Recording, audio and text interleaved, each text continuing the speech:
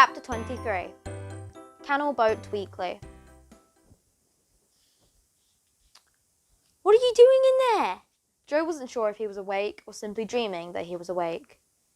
He certainly couldn't move. His body felt stiff with cold and every part of him ached. Joe couldn't open his eyes yet, but knew without doubt that he hadn't woken up between the silk sheets of his four-poster bed. "I said, what are you doing in there?" came the voice again. Joe frowned, puzzled. His butler didn't have an Indian accent. Joe struggled to unglue eyes that had been stuck together with sleep. He drew a big smiley face hovering over his. It was Roger's. "Why are you here at this ungodly hour, Master Spud?" said the kindly newsagent. As dawn was beginning to glow through the gloom, Joe took in his surroundings. He had climbed into a skip outside Roger's shop and fallen asleep. Some bricks had been his pillow, a piece of tarpaulin his duvet, and a dusty old wooden door his mattress. No wonder every part of his body ached. Hello, Raj," croaked Joe. "Hello, Joe. I was just opening up my shop and heard some snoring. There you are. I was quite surprised, I must tell you." "I don't snore," protested Joe. "I regret to inform you that you do. Now, would you be so kind as to climb out of the skip and step inside my shop? I think we need to talk," said Raj, in a deadly serious tone. "Oh no," thought Joe. "Now I'm in trouble with Raj." Although Raj was an adult in age and size, he was nothing like a parent or a teacher, and it was really difficult to get into trouble with him. Once one of the girls from Joe's school had been trying to steal a bag of Watsits from the newsagent, and Raj had banned her from his shop for all of 5 minutes. The dusty billionaire clambered out the skip. Raj fashioned him a stool from a stack of Heat magazines and wrapped a copy of the Financial Times over his shoulders like it was a big, pink, boring blanket. "You must have been outside in the cold all night, Joe. Now, you must eat some breakfast. A nice hot mug of lilt, perhaps?" "No, thanks," said Joe. "2 Rolo eggs, poached?" Joe shook his head. "You need to eat, boy. A toasted galaxy boar?" "No, thanks." "A hearty bowl of pickled onion monster munch, perhaps? With warm milk?" "I'm not really hungry, Raj," said Joe. "Well, my wife has put me on a strict diet, so I'm only allowed fruit for breakfast now," announced Raj as he unwrapped a Terry's chocolate orange. "Now, are you going to tell me why you slept in the skip last night?" "I ran away from home," announced Joe. "I guess that much," slurred Raj, chewing away on multiple segments of Terry's chocolate orange. "Oh, pips," he said before spitting something into the palm of his hand. "The question is, why?" Joe just looked ill at ease. He felt the truth shamed him as much as he did. "Well, you know that girl I brought in here the day we went to get some ice cream lollies?" Yes, you know. I said I had seen her somewhere before. Well, she was on TV last night, on an advert for pot noodle snacks." "So did you finally kiss her?" exclaimed an excited Raj. "No, she's only pretending to like me. My dad paid her to be my friend." "Oh dear," said Raj. His smile fell from his face. "That's not right. That's not right at all." "I hate him," said Joe hotly. "Please don't say that, Joe," said Raj, shocked. "But I do," said Joe, turning to Raj with fire in his eyes. "I hate his guts." "Joe, you must stop talking like this right now. He is your father." "I hate him. I never want to see him again for as long as I live." Tentatively, Raj reached out and put his hand on Joe's shoulder. Joe's anger immediately turned to sadness, and with his head bowed, he began to weep into his own lap. His body shook involuntarily as the waves of tears ebbed and flowed through him. "I can understand your pain, Joe. I really can," ventured Raj. "I know from what you said that you really like this girl, but I guess your dad was, well..." Just trying to make you happy. It's all that money, said Joe, barely audible through the tears. It ruined everything. I even lost my only friend over it. Yes, I haven't seen you and Bob together for a while. What happened? I behaved like an idiot too.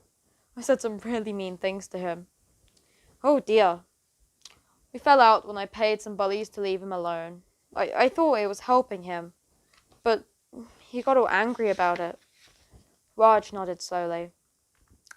You know, Joe, he said slowly, it doesn't sound as though what you did to Joe is very different to what your father did to you. Maybe I am a spoilt brat, Joe told Raj. Just like Bob said. Nonsense, said Raj. You did a stupid thing and you must apologize. But if Bob has any sense, he will forgive you. I can see that your heart was in the right place. You meant well. I just wanted them to stop bullying him, Joe said. I just thought if I gave them money, that's no way to beat bullies, young man. I know that now, admitted Joe. If you give them money, they'll just come back and back for more. Yes. I was only trying to help him.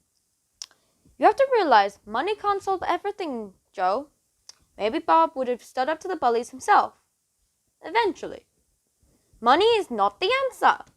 You know, I was once a very rich man. Really? Said Joe, instantly embarrassed that he sounded a little too surprised. He sniffed and wiped his wet face on his sleeve. Oh, yes, replied Raj. I once owned a large chain of newsagent shops. Wow! How many shops did you have, Raj? 2. I was taking home literally hundreds of pounds a week. If I wanted anything, I would simply have it. 6 chicken McNuggets? I would have 9. I splashed out on a flash of brand new second-hand Ford Fiesta, and I would think nothing of returning a DVD to Blockbuster a day late, and thus incurring a £2.50 fine. So, yeah, that sounds like quite a roller coaster ride, said Joe. Not sure what else to say. What went wrong? 2 shops meant I was working very long hours, young Joe, and forgot to spend time with the one person I really loved, my wife. I would buy her lavish gifts, boxes of After 8 mints, a gold-plated necklace from the Argos catalogue, a designer dresses from George at Asda. I thought that was the way to make her happy, but all she really wanted was to spend time with me, concluded Raj with a sad smile. That's all I want, exclaimed Joe, to just spend time with my dad. I don't care about all the stupid money, said Joe. Come on, I'm sure your father loves you very much. He'd be worried sick. Let me take you home, said Raj. Joe looked at Raj and managed a little smile. Okay, but can we stop off at Bob's on the way? I really need to talk to him. Yes, I think you are right. Now, I believe I have his address somewhere as his mom gets the Mirror delivered, said Raj as he began to flick through the address book. Or is it the Telegraph? Or is it Canal Boat Weekly? I can never remember. Ah, here we are. Flat 112, the Winton Estate. That's miles away, said Joe. Oh, don't worry, Joe. We'll take the Rajmobile. Chapter 24. The Rajmobile. This is the Rajmobile? Asked Joe. He and Raj were looking at the tiny girl's tricycle. It was pink and had a little white basket on the front, and would be too small for a girl of 6. Yes, said Raj proudly. When Raj mentioned the Rajmobile, Joe's mind had conjured up images of Batman's Batmobile or James Bond's Aston Martin, or at least Scooby-Doo's van. It's a little small for you, don't you think? I bought it on eBay for £3.50, Joe. It looked a lot bigger in the photograph. I think they had a midget stand next to it in the picture. Still, at that price, quite a bargain. Reluctantly, Joe sat at the basket in the front, and Raj took his place on the saddle. "Hold on tight, Joe. The Rajmobile is quite a beast," said Raj, before he started pedaling, and the trike trundled off slowly, squeaking with every turn of the wheels. "Ding!" That wasn't... Oh, I think I've done that joke too many times now. "Hello," said a kindly but sad-looking lady at the door of flat 112. "Are you Bob's mum?" asked Joan. "Yes," said the woman. She squinted at him. "You must be Joe," she said, in a not very friendly tone. "Barbara told me all about you."